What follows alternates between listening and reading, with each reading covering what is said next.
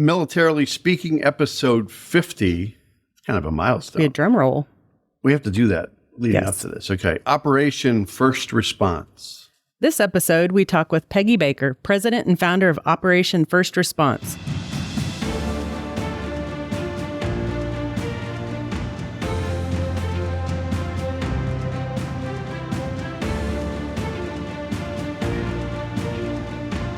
Welcome to Militarily Speaking, brought to you by Armed Forces Bank. This is Tom McLean and Jodi Vickery. I'm the regional military executive for Armed Forces Bank, and Jodi is the executive vice president, director of military consumer lending. Welcome to our show. We're excited to have you listening and learning about our guest Peggy with Operation First Response. And Peggy, I'm going to take just a second and let our audience know a little bit about your background. And then we are going to dive in and have you help us share with them about Operation First Response. Peggy was a homeschool mom living on a farm in Central Virginia at the time of 9/11. Her son joined the United States Army and changed her life forever with that decision. She wanted to be able to help here on the homeland to support what America's sons and daughters were doing overseas.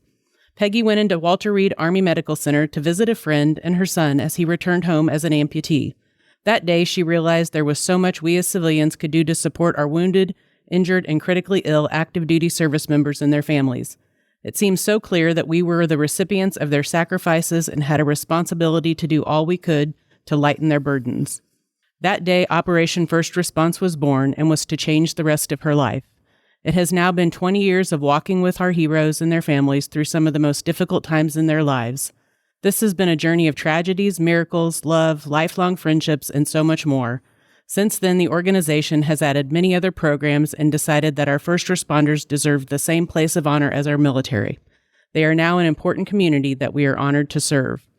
You know, I got goosebumps at least 3 times reading that. So good job, Peggy. I think because you read it flawlessly. Well, she did. Made even better. I tried really hard because it's important to do it justice, right? But I did. I got goosebumps at least 3 times. So I just want to say welcome, Peggy. It's really an honor and our privilege to have you here on our show. I'd love, we like to always just start by giving our guests the floor to talk about your organization and maybe top line some of the great programs you have. I'm sure we'll get into the details of some of them more as we go. But, we've got the backpack program, Final Salute, Random Acts of Kindness. Tom and I have learned about these, a plethora of them, Tom's favorite word, on the website. But just give us an overview of the organization and some of those great programs you guys offer. Sure. Well, I'd say that our most important program is our financial assistance for the military families and the first responder families. The issue for many of our military families and first responders is that it can take a long time before they're able to get their finances back in shape and everything. So if you're actually on a fixed income, then it really just takes a car repair or appliance breaking down to really mess up your financial security.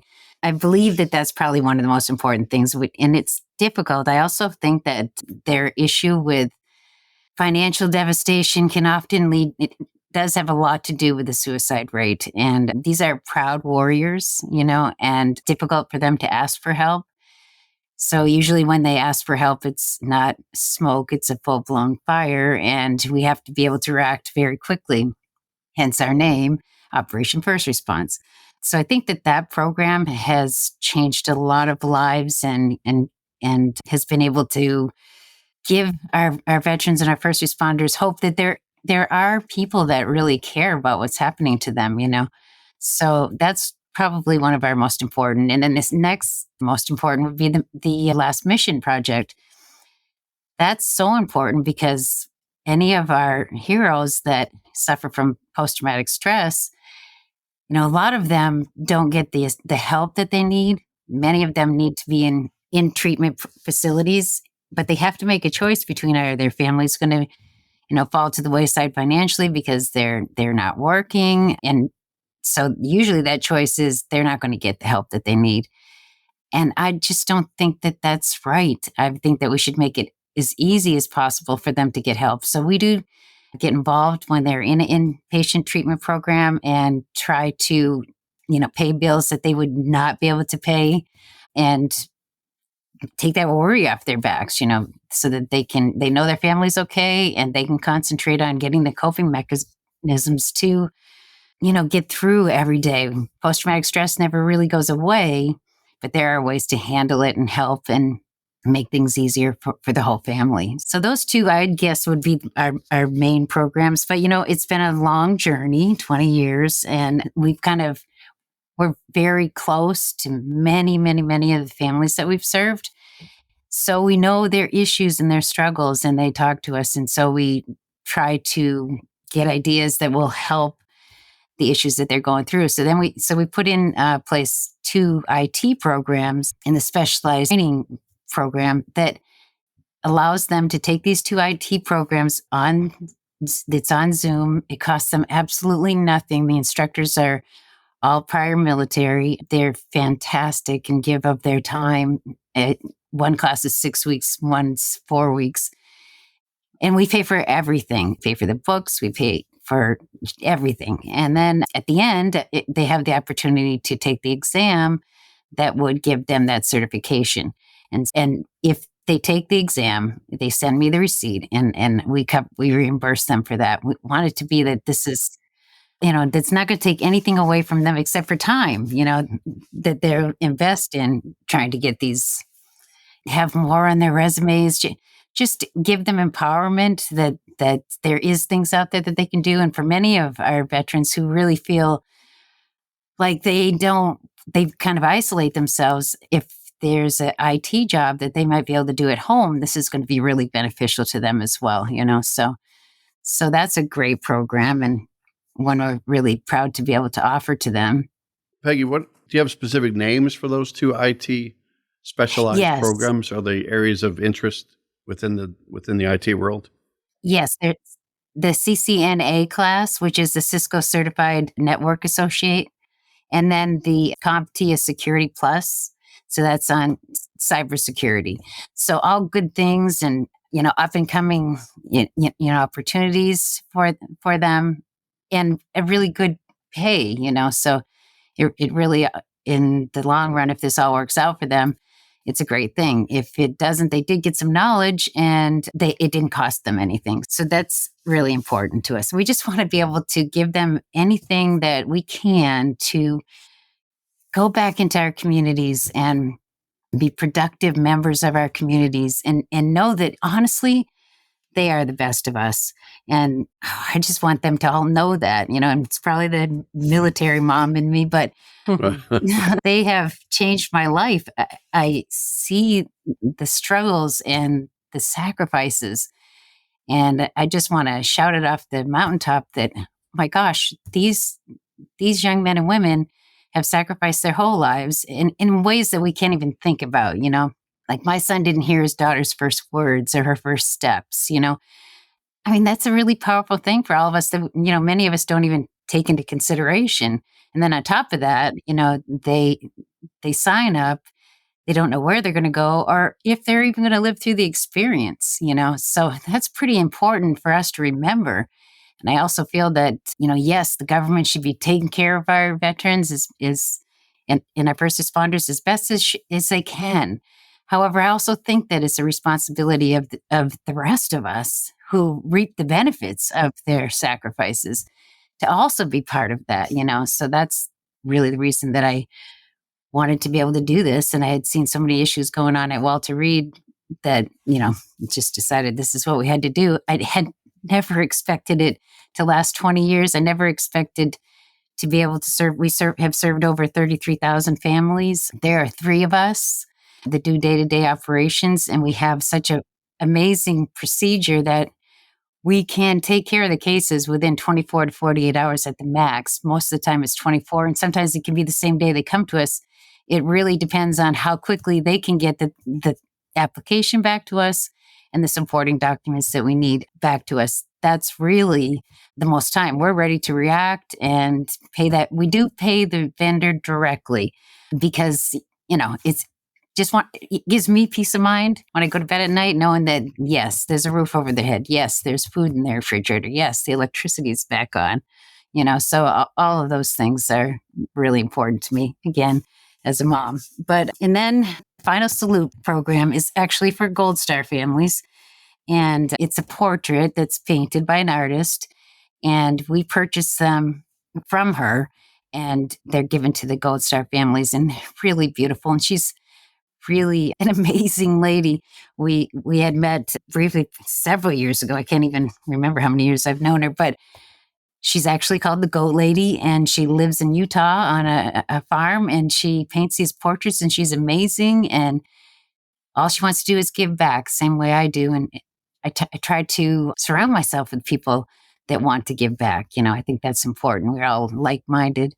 And then the random act of kindness cards are cards that the Gold Star families can reach out to me if they give me a picture and information about their fallen hero. We'll have it put on a card, and it'll say, do something, a random act of kindness in this hero's honor. And many of the families really, really love that. It means so much to them. So that's been a fun kind of a program, and we've been able to use them in places that we go to. So that's always a great time. And what other programs do we have? Well, that's a lot to Very long unpack. list. I know. Yeah. But I think, Peggy, what's cool too, and everybody can go to www.operationfirstresponse.org and see all the great programs, all the great things that you're doing. And even when you look at social media for your organization, for OFR, to see that you acknowledge birthdays of the fallen, right? I think that's so cool that you just will, seems like every post you have out there is remembering those who served and sacrificed for us too. And one of the best quotes I heard too about, probably from someone in your organization, was, we don't know them all, but we owe them all. That's right. That's exactly right. I think that's the first time I'd heard that, but that's pretty powerful. And it's true. You mentioned statistics, and it's probably like 34,000 families now, just in the time that we've been talking to you for this few minutes. But yeah, we take count at the end of every year, December 31st. Running counter thing. I know. Yeah. You've helped a tremendous number of military families with those everyday expenses, because that's really your driving force too, is to help them meet those financial needs. But how do you get connected with the families you're helping? Do you find them? Are they reaching out to you? I stumbled across this site called findhelp.org, right? And there's OFR is listed with all these different initiatives that they're doing around the country, and including Baldwin, Missouri. And it was cool to see that out there on that site too. So we as an organization, we're just Armed Forces Bank, right? We've been around for about 117 years or so, but a lot of people don't know who we are. So what do you do to help bring more awareness to the organization? And then if somebody is asking for help, how do they know how to find you? Or do you reach out to them because everybody just has it? It's probably a combination of a lot of different things. Mainly, we're brought the cases to us. They're brought to us by VA caseworkers, social workers, mental health providers, and chains of command. For the most part, they're brought to us. To be honest, I don't have time, and the girls don't have time to go out looking for it. We're, Right. For anybody that needs help. But we do, the families pass our information along to others when they know that that somebody's in need of something. Actually, that just happened yesterday. And we're like on all of these different websites, that pull the organizations and try to say what they're doing and everything. So we're also in those kind of places as well. But for the most part, because we're nationwide and I can't have eyes on to every situation, it's beneficial to us that it comes from a caseworker or somebody that's actually sitting across, the table from this veteran and his family or this first responder. And the first responders just actually came about when, well, first of all, we had served a lot of them because, isn't it just like our military that they get out of the military and they go into first responder jobs, Right. and they're selfless. And so we had already been serving them because they had prior military. But then, it seemed like they weren't getting any recognition for the sacrifices that they make every day as well. So we really just felt like it was time. There seemed to be a lot of negative stuff on TV about our first responders, and we just wanted to lift them up. So now we've had the honor of being involved with all of them. And then they got us involved because now we're volunteering for our local fire station. And, because, we're all supposed to be doing this kind of stuff and helping each other. So that's been a really great experience. And when OFR, if it ever closes, my daughter is ready to become an EMT. So I think that, and I think that's something that's really important is that we need to teach our kids. One thing that my kids have benefited from is seeing, real struggles. We've seen things that I can't even say I've ever had a bad day anymore because some really bad things have happened to folks, and we need to teach our kids how important it is that we have these men and women that make these choices and decisions for us and go out and take their lives in their hands every single day. And their families, their families are so important. Our warriors could not do the jobs that they do if they didn't have the backup of their family and the support from their families. It's really important that the families are recognized for their sacrifice. So there's a lot of, especially in the military, there's a lot of spouses that are home trying to take care of the kids while they're warriors off to war. That can be quite a hard thing to do on your own.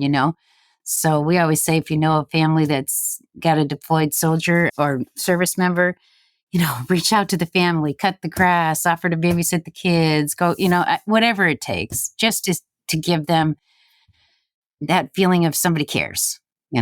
We should, once this thing is published, sharing that message alone about the kids would do a lot of good around the country. Pretty cool that you said that. Yeah. No, totally agree. I mean, it's that perspective, I think, that sometimes gets lost. It's, teaching your kids. I mean, this was always important in our house. And thankfully, my kids still do this. When you see somebody in uniform, whether it's first responder or a soldier or a Marine or whoever, just go say thank you. Yeah. I mean, It takes 2 seconds, but, it's pay it forward, seeing them walk over and shake their hand and say thank you. It's like, okay, I've done something right as a parent, right? Absolutely. That's right. That's really important. And we're of the same fabric and DNA as a bank, too. We think about the 9/11 events that we do, supporting Nurses Appreciation Week that we do as a bank, and Day of Peace when we go to the firefighters and the police stations and just recognize them, acknowledge them with thank you cards or just some goodies, just to appreciate them throughout the year. Because this is 366 this year with the leap year. Yeah. That's right. Extra day of service. I want to give you a chance to also talk about how OFR is unique. There are so many organizations. What Tom and I have found as we've talked to guests over however long we've been doing this podcast, long time it seems like. Some days it's coming up on 2 years. It's like it's like late April. That's every year's a leap year with that's Tom. That's another celebration this year. Thanks for that. Yes, you're welcome. So there's always this very cool common thread that everybody's coming at it generally from the same perspective that you're relaying today, which is there's just this passion for wanting to do right by these folks that are wearing the uniform and their families. But everybody's coming at it from a different way, which is always interesting to hear about. And they're very willing to work together to see how they pool resources to help. What is it about the approach that your organization has that's unique in how you help the families that you serve? Well, I think one thing that's really important is that our older veterans don't have a lot of support. There's not a lot of organizations that serve them.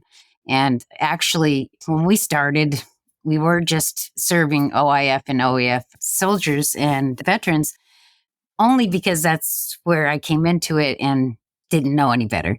And then a World War II veteran contacted us and his power was out. And all I could think of is, oh my gosh, like, okay, are we going to say no to this man because he didn't fight the right conflict, or something that just doesn't make any sense, Yeah.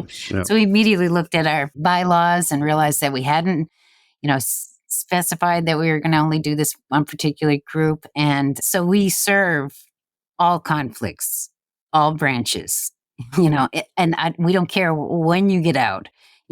Just a lot of places only will serve for, if you've been out for a few months, a year, but their issues don't stop at that time, so we don't want those restrictions. So that's probably something really important that sets us aside. And then again, our name, Operation First Response, we get a hold of them. I can't tell you how many times we hear, that, they've called and reached out to 50 organizations, and we're the only ones that responded back. Wow. Even if we can't help, maybe it's just so large that we can't help, or it's really outside of our scope. And so that's the reason why we can't do it. We respond back to them. They get a response from us. We'll listen. And sometimes us listening is the most important thing that we do. It really is, because I think in almost every thank you note we've ever received, that statement is in there, that you listened and you cared, and our hearts show through. And, the girls are amazing with our veterans. And I think it's just really important to listen, be there, answer the phone, call them back, respond to the emails. What I would suspect too, as you've listened to those stories, if you do find it's a situation that you maybe don't find it's a way you can directly help, you probably know a million people that you could connect them with. Maybe it's a better suited for XYZ organization to help with, or Right. A lot of the organizations do something just a little bit different from each other. So I kind of think of it as a big puzzle, and we all bring a piece of the puzzle to the table. And if we work together, obviously we can make a larger difference, So yes, that would be the first thing that we would try to do, is try to find some kind of help for that family, even if we can't do it. So good. It's really cool too. I'd be hard pressed to find an organization, Peggy, that gives 95 to 97 cents on every dollar back to the community you serve. I don't, a lot of nonprofits, there's a lot of them, and we love all the great work they do, but that is a pretty cool stat for you to share, that the dollars are going back. I believe that, first of all, I don't have any problem with people, making money and becoming rich and living in mansions. I have no problem with that.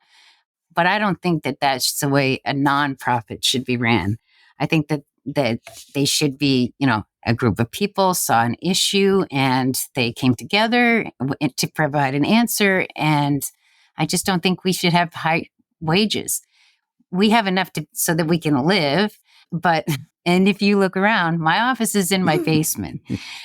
And so I have no overhead, because you know what? I don't need a fancy office to do. So I don't need all that overhead, so that helps us immensely for our numbers and the percentage that goes back, because we don't have those kind of costs, You're in Culpeper, Virginia, right? Is that where you're? Correct. There's basements in Virginia. Other basements in? There is basements in Virginia. Actually, I have no windows. So when I go outside, I'm like, it's night. It's sunny or raining. Right. Yeah. Yeah. So emergencies don't happen 9 to 5, Monday through Friday either. So always on call. If we're going to be always, and it's a heck of a lot easier for me to run down the 13 steps, and I never have traffic. That's a great thing. And reach out to them and do whatever we can, or whatever it is that they need, So when you say I'm going home for the day, that's kind of weird, right? That's up 13 steps. So I'm going to read a question to you that was eloquently written by Jodi Vickery, because I can't meet her verbosity. So, and it's about the story. She's always good about asking this question too, about the stories, being that she's a military spouse. She's got stories galore about her time in the Army. But stories often reveal the heart of the organization better than anything else we could even share on a podcast for a limited amount of time. So I'm sure you have a deep memory bank full of stories that families you have encountered along this journey. And I'm sure that those stories probably draw at your heartstrings every time you think about them or talk about them. But is there maybe a story or two that you want to share that really takes you back to 2004 when this all began, that said, this is why I'm doing this? Well, my gosh, so many stories. But in the beginning, I believe that God put me in this place, and he just opened doors. No reason why a homeschool mom would be put in this place. It's not an accident. And I've always seen his hand in everything that we do. Initially, when I was going into Walter Reed, had gotten a call from a mom in the middle of the night. Her son had been injured, and he was in Germany at Landstuhl, and she just wanted to be able to say something to him, to tell him that she loved him, over the phone. And So honestly, I had no idea how I was going to make that happen. But like within a day or so, I got a phone call or email from a nurse at Launch Stool who said, I heard about you and I want to help you, and I also want to be able to send, because for them it was difficult. They were sending home the wounded and not knowing what happened, and how things turned out for them. So she wanted to help us. And I'm like, oh my gosh, like this is a blessing beyond words, because I got a mom that wants to talk to her son. And so this nurse actually knew the young man, and he had been in a coma since he had arrived at Launch Stool. But this woman brought her phone to him and put it up to his ear. And his mom was telling him that how much she loved him and how strong he was and that he could get through this. And it was the first time, sorry, because it makes me want to cry. It was the first time that he like blinked his eyes, and made any notion of that he was really in there with us, or understood what was going on, So that was, how do you explain that happening? And we had another time that was actually pretty amazing. It was in the beginning, and we were struggling. We are always struggling for funds. And so we were struggling for funding, and this family called me, and they're relatives of a young man that had been killed in action. And so the military pays for a certain amount of people to go to the memorial, but there were several, like 3 or 4 more that really wanted to be there, but they just didn't have the funds. The gentleman explained to me that, it'd take $2,500 for him for the rest of the family to get there. And $2,500 at that time was a lot of money to us, And so I got off the phone. I just did not know what I was going to do, but I had just promised this man that I was going to make sure to get him there. Well, okay, so my UPS man, he usually comes between 5 and 6, okay? But this was in the morning, and there was a knock at the door, and it was him, and I signed for an envelope, and I opened it up, and it was from a company that had going to donate to us, but I didn't know how much, so it was all a surprise. So it was $2,500 check. Man. I'm like, oh my gosh. So I had to call the company and tell them, like, you have no idea, but you were part of this miracle, and I have to tell you about it. And then the woman said to me, Peggy, look at the check and see what the date was. And the date was several months prior to the day that we were on. And that check had gone from desk to desk to desk that was supposed to send it to Operation First Response, but for whatever reason, never happened. And then she, 2 days prior to that, found it and said, oh my gosh, why isn't this gone to Operation First Response? She made sure it came out. And, that was when we needed that money. We would have needed it and used it, when 6 months prior to that, if we had received it. But this was the point in time that we really needed that money to come through. And the UPS man comes at 9:00 in the morning, and it's just, the whole thing was could have been scripted any more oddly. Right, yes. to I the know, way it ended up. I know. It ended up awesome, though. Things happen for reasons. Yeah, it did. So it's stuff like that if you can put a smile on their face or hug a mom, we hug a spouse, just let them know that we're there and we understand, and it's really important. Let's go. Let's talk about. We're talking about the money side Yes, of it. I want to talk about donations too, because that's really important. This is unique too for her organization too. Yeah, so I want to talk about the many ways that people can donate to fuel the things that you do, because it's clear that you take care of those funds, that you do as much as you can with them, you spread them as far as you can. And most organizations that we encounter, they simply have one thing. You can donate literally money, cash, here you go.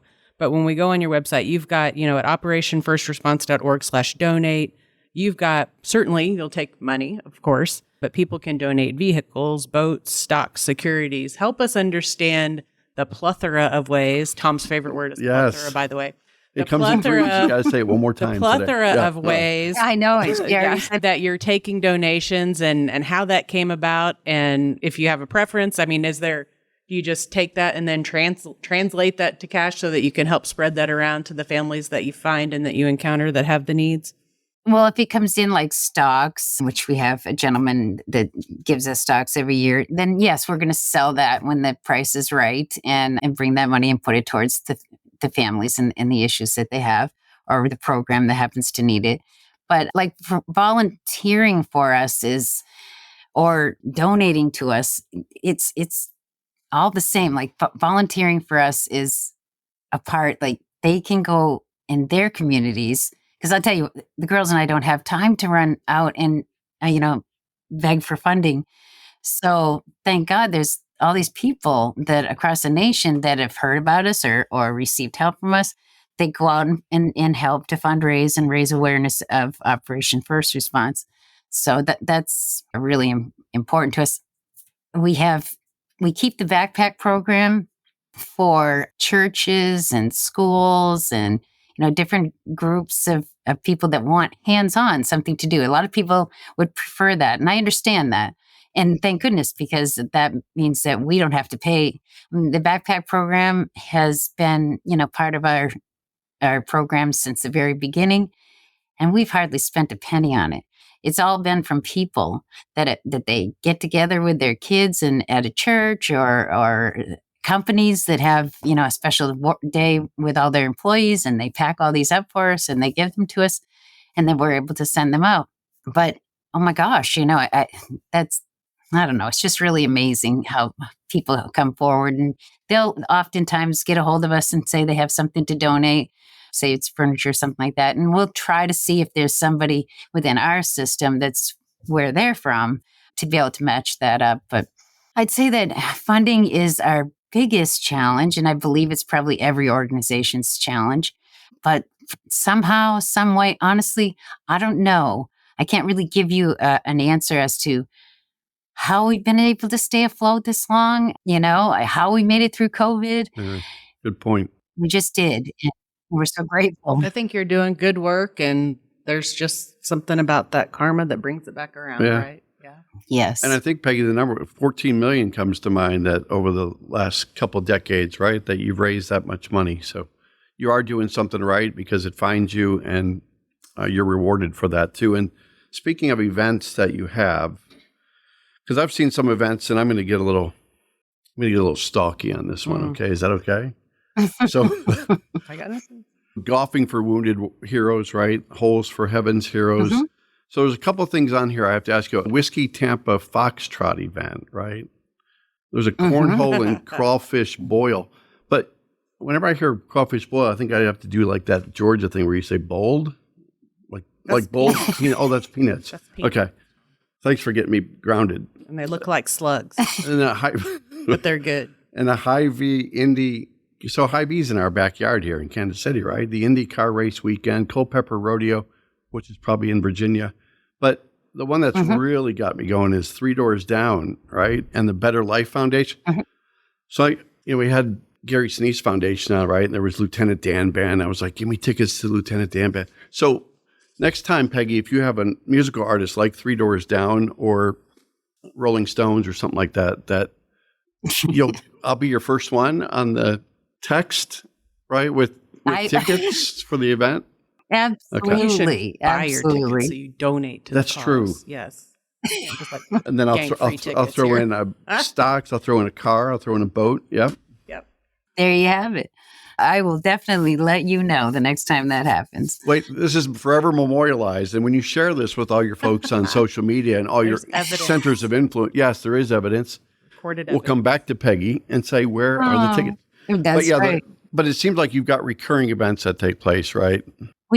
Yes, we do. Like Hy-Vee has been absolutely amazing to us. They have a roundup the week of Veterans Day, and there are 4 organizations that they support from the funds. They have 200 and maybe 80 some stores, and so they just have a roundup at their registers.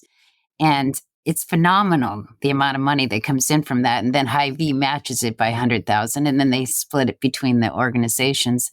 That has been beyond a blessing because it's a huge amount. It's something that we can count on.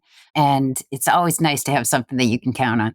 But like the other things, a lot of the other things that you mentioned are just people reaching out and saying, hey, we want to have this event and we want you to get the proceeds, or we want to have a golf tournament and we want you to get the proceeds from it. And we're just never going to say no. So sometimes you'll just get events that people say rally around, and then they do the logistics of it and they put it out there, right? Yes, absolutely. Whew. Pretty cool. Are you thinking about putting on an event, Tom? I am. But I go to Hy-Vee a lot, right? It's not an event. Girl Scout cookies are, Tom though. goes to Hy-Vee in search of Girl Scout cookies. That's right. Or every retailer. A 3-part series. Yes. No. Yes, not an event. So I just want to make sure that we give you an opportunity as we kind of wind down the podcast. If there's anything that Tom in particular has not thought to ask you. I do have one more after you finish. Yeah, Okay. but go ahead. Okay, well, go ahead. So assistance request form, right? And we could talk a little bit about volunteers too, but so when people do go to your website, we'll say it again, right? operationfirstresponse.org. There is an actual form that gets completed, right? When they have, and is there a vetting process, or is there something you do to say, yes, this is what we're going to do to support this individual's request? What do you do? Well, I mean, we expect that they can show us, some kind of something, if it's an issue that started their financial issues because there was a car accident and their car got totaled or something like that. We do expect to have documentation on that kind of thing.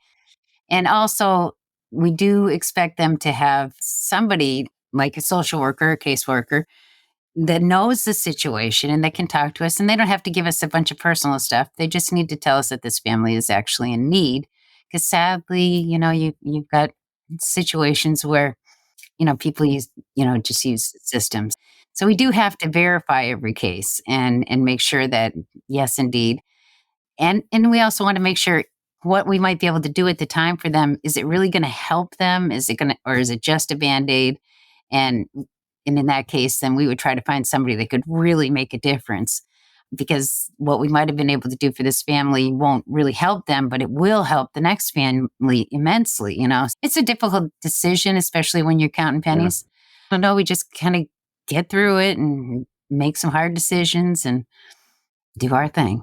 And volunteer-wise, so people can go to the site too if they want to raise their hand, right, and volunteer in some capacity. Okay. Mm-hmm. Yes. Unfortunately, they can't come into our office and volunteer because of, all the personal information that we have. And we can't have that done remotely. It needs to be done all here. But they can volunteer by, having an event, talking about us, bringing awareness to us, telling a veteran that they might meet that needs help about us. So I wish there was more that here in the office that we could have them do, but there is not that kind of work that they're able to volunteer to do. Plus, they'd be in your basement. So, plus they'd be in my basement. Exactly. Kind of weird. You seem like an interesting person, but that would still be kind of weird. She'll put a, is it 17 steps or 13 steps? 13 steps. She's 13, adding a 14th one just to so they miss door. it. Yeah. In case they're trap door, in case they're weird and not really volunteers. Yeah. Exactly. Yes. So now I'll ask you, other than adding a 14th step, are there any things that we haven't talked about your organization that you think our audience should hear about today? I just want to make sure we haven't missed something. I don't think we've missed anything. I think we've pretty much covered everything, that's for sure. But I guess I just want to say to everybody that, let's show them that they're the best of us, and let's be there for them, and let's come together as a team, to make sure that this happens, and that no soldier or service member or first responder ever walks away thinking that nobody cares about them, Well, you're a 4-star and Charity Navigator, high marks across the country for that, across the globe for that. And then another quote I had about you was, there's giving and there's caring, and Operation First Response does them both. I heard that. Again, see, there is some method to the madness of stalking. Sometimes you get tear jerky when you pull up these comments made about the stalking for the good. I know. That one is out of 100 is not the bad. Weird. There's good stalking, and then there's that's beautiful. Oh, I mean, to us, that's what more could you ask for than a life filled with giving, caring, loving. Peggy has lived the dash very well. So is it time Yes, if Peggy will be so kind as to hang with us for a second, we would like to play Military Minute.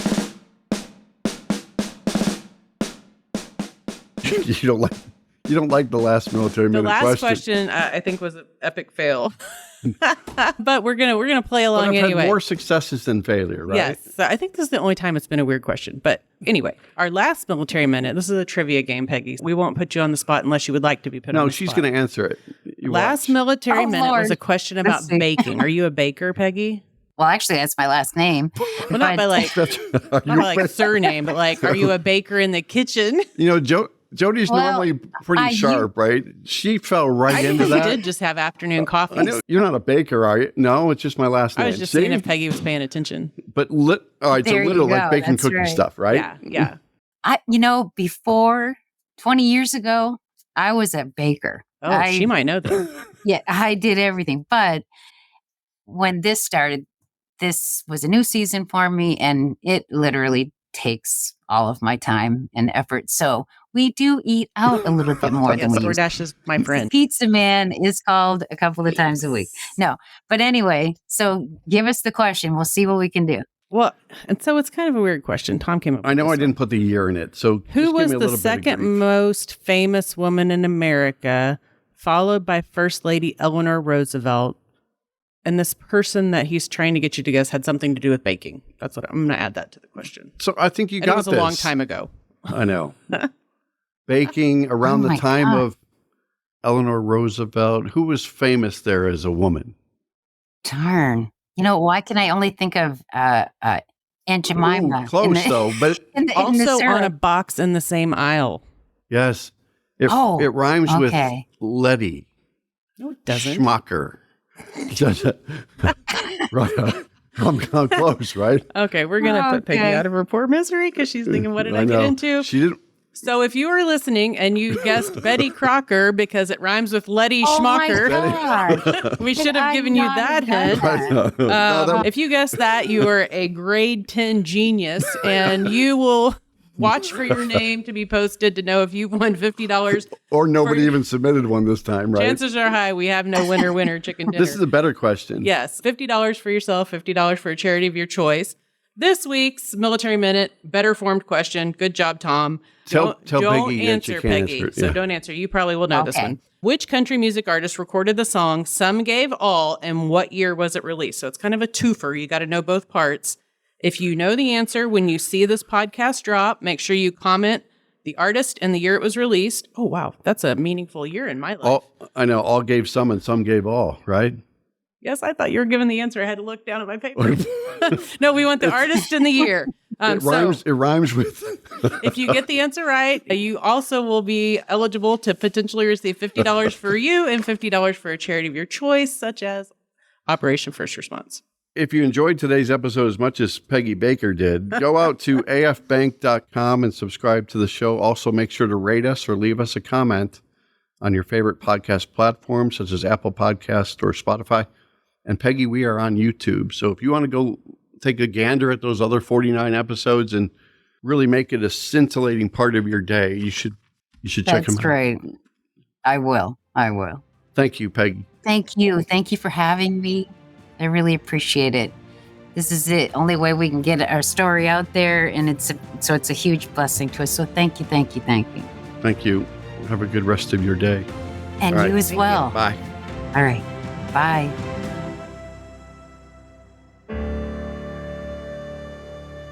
Copyright Armed Forces Bank, member FDIC, equal housing lender. All non-Armed Forces Bank owned apps, websites, company names, and product names are trademarks or registered trademarks of their respective owners. Their mention does not imply any affiliation with or endorsement by Armed Forces Bank of them or their products and services. They are merely used as examples of the many available apps, companies, and websites that offer similar services. Before using any app or website, you should carefully review the terms of use, data collection, and privacy policy. Apps may have an initial cost or in-application purchase features. This information is general in nature and is not intended to be legal, tax, or financial advice. Although Armed Forces Bank believes this information to be accurate, it cannot ensure that it could change. Statements or opinions of individuals referenced herein are their own, not Armed Forces Bank. Consult an appropriate professional concerning your specific situation and respective governing bodies for applicable laws, such as irs.gov for current tax law. Armed Forces Bank, the Armed Forces Bank logo, and the Militarily Speaking logo are registered trademarks of Armed Forces Bank.